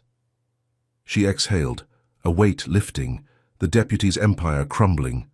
Hayes and Dunn beaten, the syndicate's claws retracting, her son sketching beside her, a flicker of normalcy in the gloom. She dared to smile. The bunker's walls a bulwark against the storm until dusk fell, the sky bruising purple beyond the steel shutters, and a deafening boom shattered the quiet, the ground shaking as a fireball erupted outside, the transport. SUV in the driveway exploding in a roar of heat and twisted metal. Tiana jolted upright, her scream lost in the blast, debris raining down as flames licked the air. Malik bolting from his cot, his sketchbook tumbling as he cried, "Mom!" She pulled him behind the kitchenette counter, shielding him as shrapnel. Grazed his leg, a thin line of blood streaking his jeans, his gasp sharp against her ear. Agents shouted, diving for cover, Carver sprinting toward them, her face ashen, her radio crackling. "Car bomb! Secure the perimeter now!" Tiana's chest heaved, the acrid smoke stinging her lungs. Malik's whimpers a knife to her heart as she pressed a dish towel to his leg, her voice trembling. "Hold on, baby. You're okay." Carver knelt beside her, scanning the chaos, her voice grim. "This wasn't random syndicate hit. Reed from his cell leaked your spot online. We found chatter, national reach, not just local anymore." She gripped Tiana's arm, her eyes fierce. "We're moving you tonight. This is bigger than Hayes and Dunn." Tiana's mind reeled, the safe house's promise obliterated, her hands shaking as she held Malik. The bomb a thunderclap that turned her hope to dust. The deputy's network stretching beyond Georgia, a hydra with heads she couldn't count. Agents swarmed, medics patching Malik's leg, their hands swift as Carver barked orders. "New location now, double the guard." The monitors flickering red with breached alerts. The bunker's walls no longer a shield, but a target. Tiana cradled Malik, his blood staining her fingers, the explosion's roar echoing in her skull. Pierce's raids a hollow win against this relentless enemy. Her son's safety a mirage shattered by fire. The syndicate's reach a noose tightening. As the night pulsed with danger, their hatred a bomb she couldn't outrun. Drop a comment with number 1 if you're stunned Tiana keeps surviving these savage syndicate strikes, or number 2 if you think this bomb proves they'll never let her breathe easy. Hit that like button if her fight to shield Malik from this blast has you gripping your seat, and subscribe because the next blow's coming faster than you can blink. Did Pierce's raids really weaken this hate machine, or has Tiana just stepped into a bigger trap she can't escape? Keep your eyes peeled to see what explodes next in this relentless war. Tiana Brooks sat rigid in a sterile motel room, the hum of a cheap air conditioner buzzing through the walls as she cradled Malik's hand, his lanky frame stretched across a sagging bed, a bandage wrapping the shrapnel graze on his leg from the syndicate's car bomb. The northern Georgia night pressed against the window, a faint drizzle streaking the glass, the flickering neon sign outside casting jagged shadows across the peeling wallpaper. Her cracked phone lay beside her, its screen glowing with Elias. Pierce's last text, "New safe house tomorrow, hold tight." A promise she clung to after the bunker's fiery collapse. Her flats, still caked with mud from Dunn's ambush, scuffed the thin carpet as she paced, the cut on her ribs throbbing beneath a bandage, her blazer torn and stained from nights of running. Malik stirred, his braids spilling over the pillow, his voice small. "Mom, we're okay now, right?" She forced a smile, brushing his forehead. "Yeah, baby, we're getting there." But her chest tightened, Dunn's knife, Hayes's abduction, the bomb, a relentless tide of hate she couldn't outpace. Agent Lena Carver stood by the door, her wiry frame slumped slightly, blood crusted on her sleeve from the firefight, her radio silent after hours of barked updates. "Pierce has the raids rolling," she said, her voice hoarse but steady. "Syndicates cracking, you're clear to testify remotely tomorrow. Congress wants your story." Tiana nodded, her hands trembling as she gripped a laptop Pierce had sent, its screen dark but ready, a chance to turn her pain into a spear against the beast that hunted her. Morning broke grey and heavy, the motel's stale coffee bitter on. Her tongue as she set up the laptop, Malik sketching quietly beside her, his pencil scratching a superhero blasting through flames, a mirror to her fight. Carver patched her into a secure congressional feed, the screen flaring to life with a panel of lawmakers, their faces grainy but stern, a gavel's echo signaling the start. Tiana straightened, her voice steady as she faced them, her flats planted, firm on the carpet. "My name's Tiana Brooks, data analyst, mother and target of a racist syndicate that's torn my life apart." She recounted the checkpoint, Hayes and Dunn planting drugs, mocking her skin, her car, her existence. The jail cell's taunts, the brick through her window, CPS at her door, the mob's eggs and fire, Malik's abduction, the militia's rifles, the bomb's roar. Each word a hammer striking the silence. "This isn't just rural Georgia, it's systemic, coast to coast, and I'm proof," the lawmakers murmured, their nods slow but weighty. A senator's voice cutting through. "We're launching a federal probe. Indictments pending. Your testimony's a spark, Ms. Brooks." The call ended, and Tiana exhaled. A fragile hope. blooming as Malik squeezed her hand, his eyes bright. "You did it, Mom," Pierce called minutes later, his deep voice crackling through the speaker.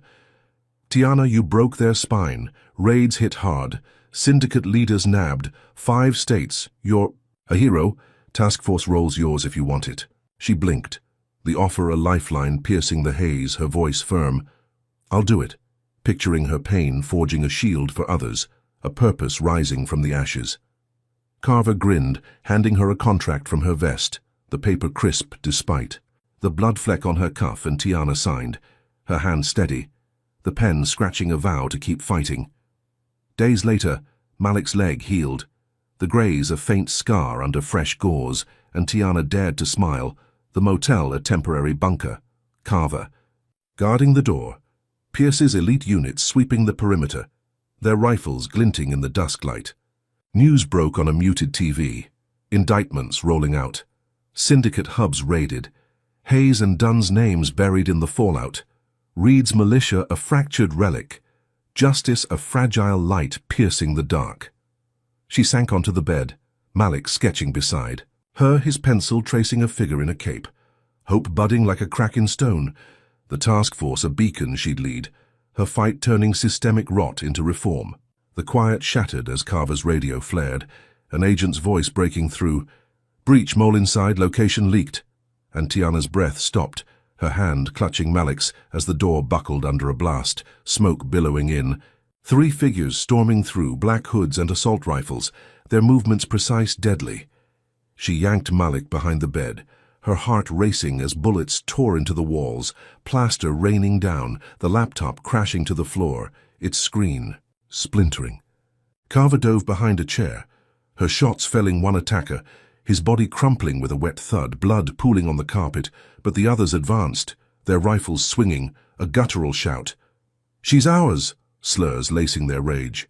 Tiana spotted a fallen agent's pistol, its grip slick with sweat, and snatched it, her hands shaking but sure, her flat slipping on debris as she rose, shielding Malik, her voice a low growl. "Stay down." She'd never fired a gun, but for her son, she'd learned fast, the weight foreign yet fierce in her palms, her mind flashing to the checkpoint, the jail, every blow she'd taken fueling her now. An assassin rounded the bed, his rifle swinging toward them, his hood shadowing a sneer. And she pulled the trigger, the recoil jarring her arm, the bullet ripping through his chest, his stagger a slow collapse as he hit the floor, his blood soaking the carpet, a crimson stain she'd never unsee. She gasped, the kill sinking into her bones, her hands trembling as Malik clung to her, his breath hitching. "Mom, you—" The third lunged at Carver, a knife flashing in his gloved hand, slashing toward her throat, but she twisted, snapping, his wrist with a crack, her knee smashing his jaw, sending him sprawling unconscious, his blade clattering to the tile. Silence fell, broken only by the drizzle's patter outside. The room a battlefield of smoke and bodies, Carver standing, blood streaking her face, her voice grim. "Syndicate hit squad, Mole tipped them off, low-level analyst sold us out, he's nabbed." Tiana lowered the gun, her hands shaking, Malik's arms tight around her. A graze on his arm bleeding red from a ricochet, medics rushing in, their hands swift as they patched him up, Carver radioing Pierce, her tone raw. "Safe." House hit 3 down, Mole's court were compromised. Tiana cradled Malik, her vision blurring with tears, the gun slipping from her grip, the testimony's triumph a hollow echo as the syndicate struck back, their reach piercing the FBI's shield, a betrayal she hadn't seen coming. She'd killed, to protect her son, exposed their rot to Congress, signed on to fight. But the bunker's walls crumbled, the task force a target, not a shield, the syndicate's claws slashing deeper, a war she couldn't escape. Tiana Brooks sat on a stiff chair in a rural Georgia hospital room, the antiseptic tang sharp in her nose as she gripped Malik's hand, his lanky frame stretched across a bed, a fresh bandage wrapping the graze on his arm from the syndicate's safe house ambush. The night pressed against the window, a faint mist fogging the glass, the hum of medical machines a stark contrast to the chaos of the past days, the checkpoint, the jail, the bomb, the hit squad. Her cracked phone rested on the bedside table, its screen dark after Carver's last update. "New safe house soon, we're tightening ranks." a thin thread of hope after the mole's betrayal. Her flats, scuffed and muddy from nights of flight, stuck to the linoleum as she shifted, the cut on her ribs pulsing beneath its bandage, her torn blazer slung over the chair, a relic of her fight. Malik's eyes fluttered, his braids splayed, across the pillow, his breath steady under a sedative, the graze shallow but the fear deep, his voice a murmur. "Mom, they're gone now, right?" She brushed his forehead, forcing a smile. "Getting there, baby." But her chest tightened. Dunn's knife, Hayes's grip, the gunfire, a relentless storm she couldn't outrun. Agent Lena Carver leaned against the door, her wiry frame taut, blood crusted on her sleeve from the firefight, her radio silent after hours of barked commands. "Mole's in custody. Syndicate's reeling," she said, her voice hoarse but firm. "Raids hit their hubs, your testimony's paying off. Malik's safe now." Tiana nodded, her hands trembling as she rubbed her wrists, raw from past cuffs, hope flickering as she watched Malik sleep. The hospital, a temporary shield, Pierce's promise of justice, a light in the dark. Morning crept in, pale and grey, the hospital bustling with soft footsteps as a doctor slipped in, a wiry man with a clipboard, his nod curt. "He's stable, no fragments, rest and he'll mend." Tiana squeezed Malik's hand, tears pricking her eyes. "Thank you," her voice cracking, relief settling like a stone as the doctor left, the door clicking shut. Carver stepped closer, her eyes softening. "You're a fighter, Tiana. Pierce wants you on that task force. You're shaping this." Tiana exhaled, the offer a lifeline, her pain forging a weapon against the hate. "I'm in," she said, her tone steady, a spark of purpose igniting. Malik stirred, blinking awake. "Mom?" She leaned in, kissing his forehead. "I'm here. We're okay." The TV flickering on above, a muted news channel Carver had left running, its glow casting shadows across the sterile walls. She glanced up, expecting raid updates, and froze, the screen flaring with a breaking alert. "Sheriff Amos Reed escapes custody."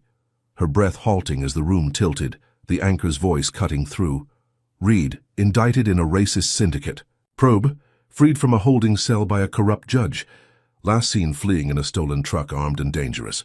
Tiana's heart sank, the chair creaking as she gripped it, the contract she'd signed slipping from her mind, fluttering to the floor like a broken promise.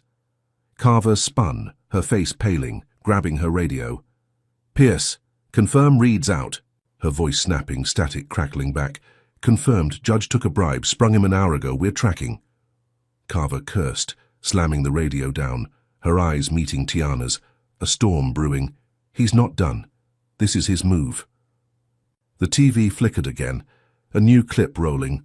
Tiana's blood running cold as Reed's grizzled face filled the screen, wild-eyed on a shaky live stream, a dark highway stretching behind him. "Tiana Brooks is just the beginning," he snarled, his beard twitching with rage. "She thinks she's won, but we're everywhere, this ain't over." The feed cut to her old Savannah home, now a smouldering ruin, flames licking the night sky, a photo of her and Malik pinned to the wreckage with a knife, its blade glinting in the firelight, the anchor's voice urgent. "Officials call this a declaration of war from a national hate network." Tiana's hands shook, Malik's grip tightening, a whimper escaping his lips. "Mom, he's coming back." She pulled him close, her mind reeling. "No, baby, we'll stop him." But the words rang hollow. Reed free. His vengeance a wildfire she couldn't quench. Carver grabbed her shoulder. "We'll find him, you're not alone," her voice fierce. But as the TV looped the burning house, the pinned photo a taunt, Tiana knew the war had flared anew, her task force role a target, not a shield. Hours later, Malik stabilized, discharged with a limp, and Carver hustled them to the hospital lot, agents flanking them, rifles glinting as they piled into an SUV. "New safe house now," she barked, the engine roaring as it sped off. Tiana clutched Malik, the hospital shrinking in the dusk, when shouts erupted outside, a mob surging from the shadows, dozens strong, their voices rising in a chant. "No feds, no lies," their slurs cutting through the mist like shards of glass. Eggs splattered the windows, yellow streaks smearing the glass, a rock cracking the windshield, spiderwebbing the view as Tiana ducked, shielding Malik, his breath hitching. "Mom, they're here." She grabbed a stolen pistol from the floor, its weight cold and familiar from the hit squad, her flat slipping on the mat as she rose, peering out, the mob's faces twisted with hate. "Get the Fed puppet," a man roared, swinging a bat at the SUV's hood, metal denting with a groan. Carver floored it, tires screeching, but the crowd blocked the road, fists pounding the sides, a bottle shattering against the door, liquid trickling down. Tiana's pulse raced, her voice low. "Stay down," aiming the gun through a cracked window. Her hands trembling but sure, firing a warning shot into the air, the crack scattering a few, their yells faltering. A bearded man lunged, his crowbar raised, smashing the side mirror, glass raining as he snarled, "You're dead." And Tiana fired again, the bullet grazing his shoulder, blood blooming as he stumbled back, howling. The mob surged, more rocks, flying. A brick smashing the rear window, shards skittering across the seat. And Tiana shielded Malik, his cries piercing her ears. "Mom, make it stop!" Carver swerved, ramming through a gap, the SUV lurching as bodies parted, agents firing. From the flanking vehicles, their shots driving the crowd back, screams fading into the night. They broke free, the hospital a speck in the mist. Tiana's breath shallow as she lowered the gun, Malik clinging to her, his bandage stained with fresh sweat, the mob's retreat a jagged victory she couldn't savor. Carver's radio crackled. "Perimeter clear, safe house ETA 10 minutes. Her voice grim. "Reed's broadcast lit this fuse. He's orchestrating from the run." Tiana nodded, her throat tight. The hospital fight a blur as they sped on. The new safe house a fleeting promise, her hands shaking as she held Malik, thinking they'd outrun Reed's wrath, the task force a shield she'd wield. A sharp crack split the air, a sniper bullet grazing her shoulder, blood seeping through her sleeve, a hot sting that made her gasp. Dunn's laughter echoing from the pines nearby, his lanky shadow flickering in the dusk.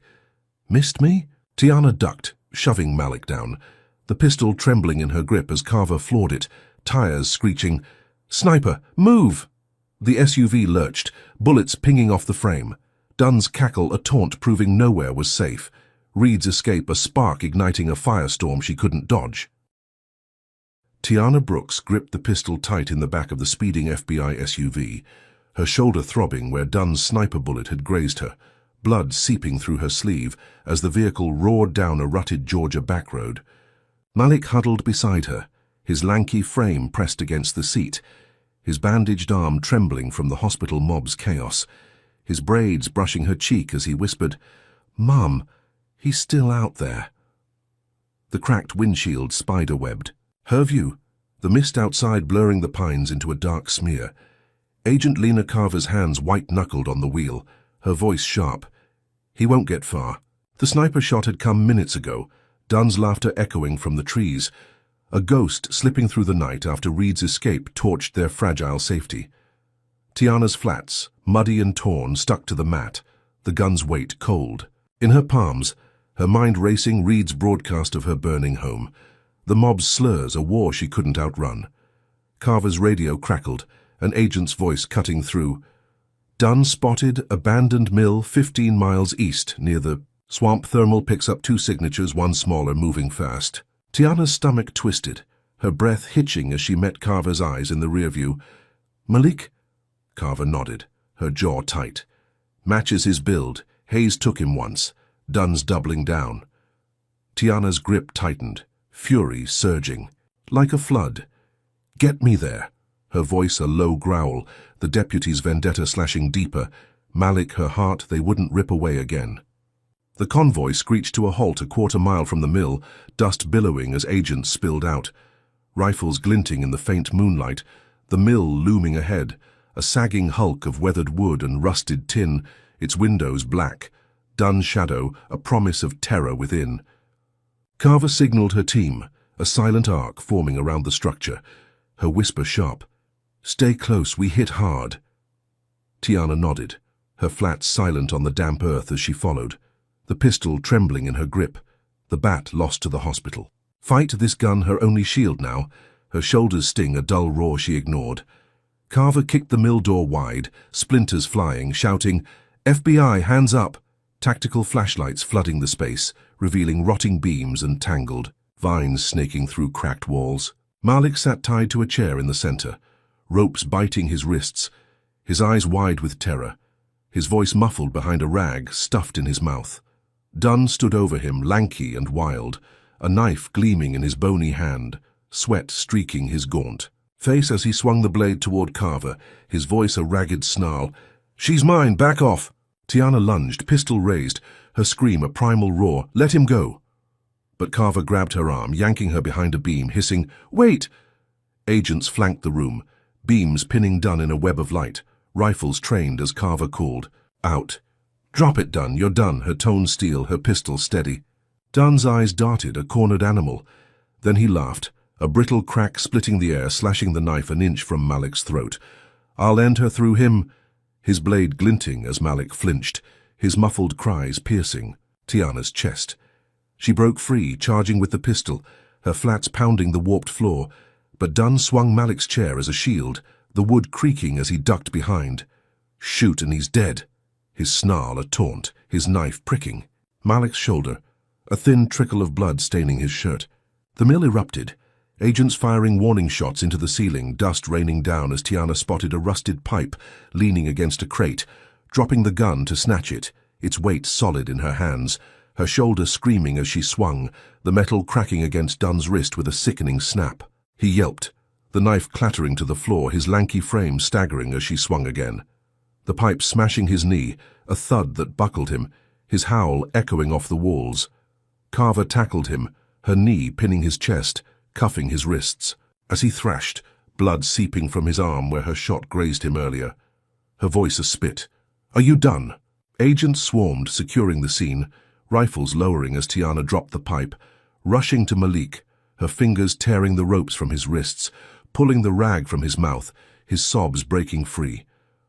"Mom, he was gonna—" She hushed him, cradling his face, tears streaming as she untied him. "I've got you, baby, it's over." His arms wrapping tight around her, his blood warm on her hands, relief flooding her like a tide. Carver stood, wiping sweat from her brow, her face softening as she holstered her weapon. "He's okay, shallow cut. Medics on the way." Her voice steady as agents dragged Dunn to his feet, his lanky frame limp, his eyes burning with hate even in defeat, his snarl a whisper, "You'll pay." Tiana met his glare, her chin high, a mother who'd fought and won again, her flat scuffing the dusty floor as they limped outside, Malik leaning on her, the swamp air cool against their flushed skin, the mill shrinking behind them. Dunn's last standard tomb she'd buried him in. Medics patched Malik's shoulder, their hands swift as Carver drove them to a new safe house, a concrete bunker 20 miles south, its steel shutters glinting in the dawn light, agents patrolling with rifles, Pierce's elite guarding every corner. Tiana settled Malik on a cot, his breath steadying as he clutched her hand. "We're safe now, right?" She nodded, kissing his forehead. "Yeah, baby." Her voice soft, the mill's chaos fading into a hum. Dunn's cuffs of victory she savored, Hayes locked up, Reed on the run, the syndicate's claws dulled by her fight. She sank into a chair, her shoulder bandaged, the pistol swapped for a blanket, hope flickering as Carver briefed her. "Dunn's down, Reed's next, we're closing in." Her words a promise Tiana dared to trust. The task force a beacon she'd wield, her son safe beside her. The quiet held, a fragile peace stretching through the morning, agents sweeping the perimeter, their radios a low buzz, until a broadcast crackled over a monitor, chilling her to the core, Reed's gravelly voice booming through static. "This is WRG News, militia forming in Clay County. I'm Sheriff Amos Reed. Tiana Brooks's FBI ties threaten our freedom. We're rallying armed locals, last seen near Route 9. Justice ain't dead." Tiana's breath stopped, her hand clutching Malik's as Carver spun, her face hardening. "He's back," barking into her radio. "Pierce, militia uprising, Reed's leading it, Malik's secure, but this just blew wide." Tiana pulled. Malik closer, his eyes wide. "Mom, he won't stop."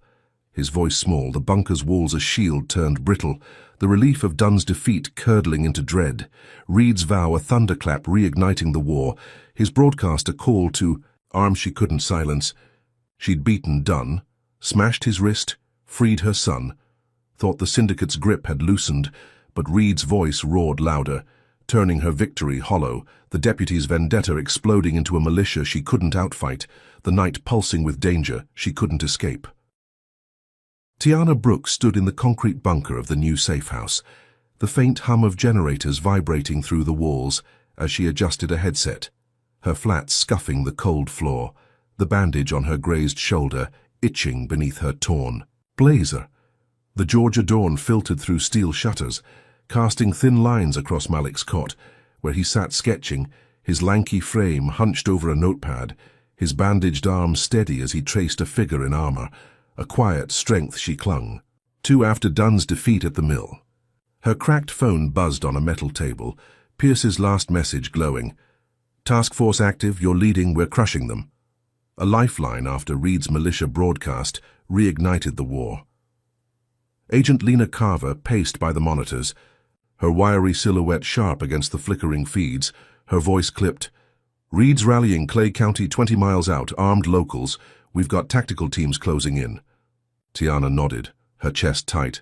The pistol from the hospital swapped for a radio, its weight a new anchor as she spoke into the headset. "Pierce, it's Tiana. I'm ready." Her tone firm despite the ache in her ribs. Dunn's knife a memory, she'd buried with his cuffs. The safe house buzzed with agents, rifles glinting as they patrolled the perimeter. Pierce's elite guarding every corner, their radios a low hum weaving a net she trusted to hold. Days stretched into a tense rhythm, Tiana testifying again via secure video to a congressional committee, her voice steady as she faced the grainy lawmakers.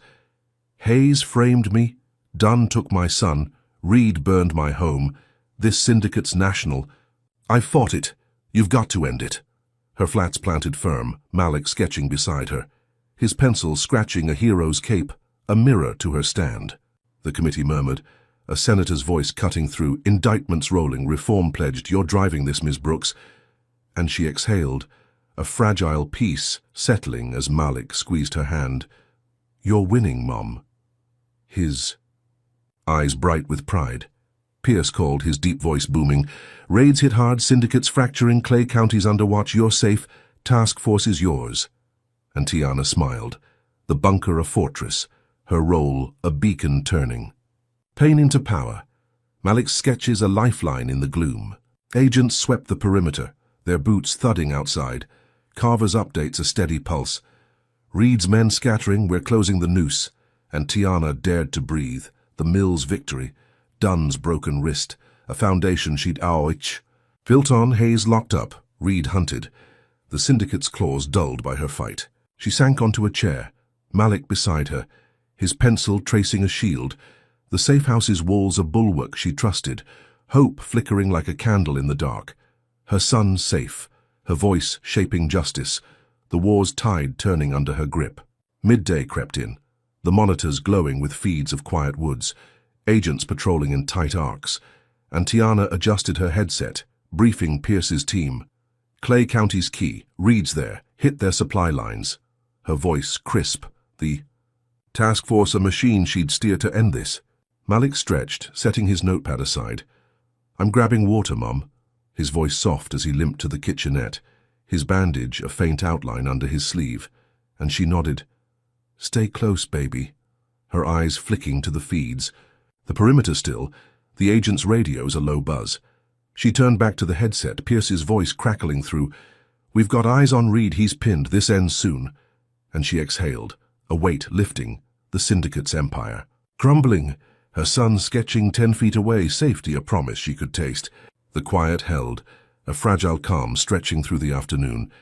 Agents rotating shifts, their rifles glinting in the sun, and Tiana leaned back, her flats tapping the floor, Malik's pencil scratching a faint rhythm from the kitchenette, the war's roar fading into a hum she dared to trust. She stood stretching her stiff shoulder and called, "Malik, you good?" Silence answered, a hollow void where his voice should have been, and her stomach dropped, her flats thudding as she rushed to the kitchenette.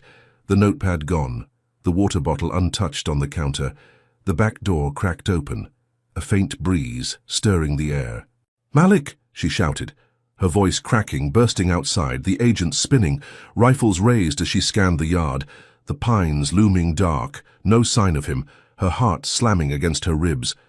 Carver bolted to her side, her face ashen. "Where is he?" Her radio flaring. "All units breach, kids missing." Agents swarming the perimeter, beams slashing the trees. Tiana stumbled back inside, her flat slipping on the concrete, and froze, a note lying on Malik's cot, scrawled in Reed's blocky hand. "You took mine. I took yours." The paper trembling in her grip, a dagger to her soul as she sank to. Her knees, a scream tearing from her throat, raw and ragged, echoing off the walls. Carver snatched the note, her voice barking into the radio. "Reed's got him, kidnapping in progress, move now." Her wiry frame taut as agents flooded the bunker, rifles clattering. "Thermal's cold. He's gone. Trails fresh." Tiana's vision blurred, tears streaming as she clutched the cot. "He took my baby," her voice breaking. The safe house's shield shattered. Reed's militia broadcast a ruse, his real strike ripping Malik from her arms, the task force a hollow crown. She'd worn too soon. Carver knelt beside her, her grip firm. "We'll find him, I swear." Her radio crackling with Pierce's voice. "Reed's playing us. Syndicate chatters spiking. National uprising. Clay was a decoy." His tone grim, a storm she'd underestimated. Tiana rose, shaky but fierce, wiping her face. "I'm coming!" Her flats pounding the floor as she grabbed the pistol from a table, its weight cold and sure, Reed's note a fire in her chest, her son's sketches scattered. Like ash, the bunker's peace a lie she'd bought, the war exploding beyond her grasp. Agents piled into SUVs, engines roaring as they sped out. Carver briefing her. "Chatter says north, swamp edge, we're tracking." Her voice taut, the convoy cutting through the dusk, pines blurring past, Tiana's hands trembling on the key. "Gun?" Malik's face flashing in her mind, his quiet, "We're safe now," a taunt Reed had twisted into terror. She'd beaten Dunn, smashed his wrist, testified to Congress, signed on to lead, thought the syndicate's grip had snapped, but Reed flipped the script, his militia a shadow army, Malik's abduction a gut punch she couldn't dodge, the safe house a trap she'd walked into blind. The night pulsed with danger, the convoy's lights slashing the dark, Carver's radio buzzing. Heat signature 5 miles out, small figure moving. And Tiana's breath hitched, her voice a whisper. "He's alive." Clinging to that, spark as the swamp loomed ahead, Reed's vendetta a hydra she'd underestimated, her fight bending into a desperate hunt she couldn't lose. Tiana Brooks's harrowing journey unveils profound lessons about resilience, systemic racism, and the power of defiance. First, her story shows that courage isn't the absence of fear, but the will to fight through it.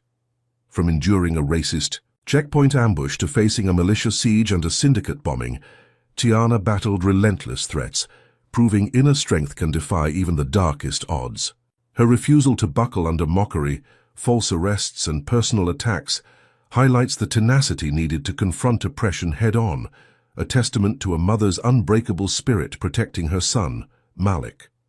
Second, the tale exposes the deep, tangled roots of systemic racism, stretching beyond isolated incidents into a national network of hate.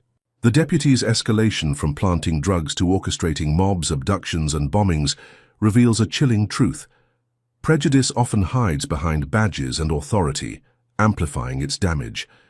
Tiana's connection to the FBI turned the tide, but her victories came at a steep cost, underscoring that justice demands relentless pushback against entrenched power. Finally, her story emphasizes the ripple effect of one voice. Her testimony toppled a syndicate, sparking federal action. Yet Reed's escape and Malik's abduction remind us that change is a marathon, not a sprint. Tiana's choice to lead a task force transforms pain into purpose, urging us to channel outrage into action, a call to recognize our own power against wrongdoing. What lesson hits you hardest from Tiana's fight? Drop a comment with your thoughts, hit like if her grit inspires you, and subscribe for more tales of defiance. Share this with someone who needs to see resilience in action. Thank you for joining her battle, and may you find strength to face your own storms with unwavering hope.